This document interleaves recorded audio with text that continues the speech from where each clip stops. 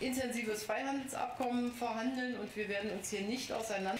Hier soir, Theresa May, après une réunion avec la chancelière et moi-même, a informé le Conseil européen des circonstances de l'attaque de Salisbury et de l'avancée de l'enquête.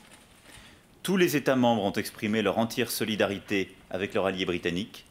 Tous sont convenus que, conformément à l'évaluation britannique, il n'y a pas d'autre explication plausible que la responsabilité de la Russie. Nous considérons cette attaque comme un défi sérieux pour notre sécurité et comme une atteinte à la souveraineté européenne. Elle appelle donc une réponse coordonnée et déterminée de l'Union européenne et de ses États membres. Plusieurs États, dont l'Allemagne et la France, arrêteront rapidement des mesures coordonnées.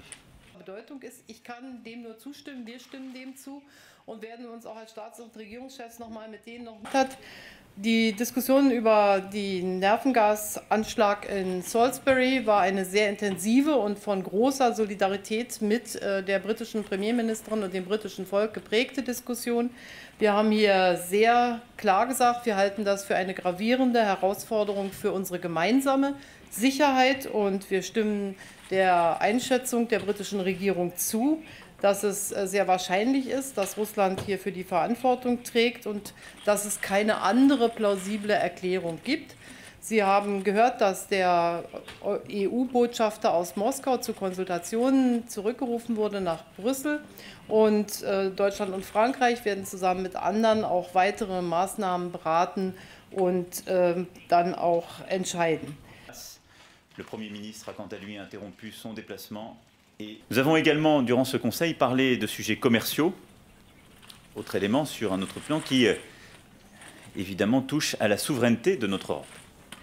Bien entendu, en raison de l'actualité que vous connaissez à la suite des annonces de l'administration américaine de taxer les importations d'acier et d'aluminium, qui prévoit une exemption très temporaire de l'Union européenne, la solution ne nous est pas apparue comme satisfaisante et le Conseil a tenu un langage extrêmement clair sur ce sujet.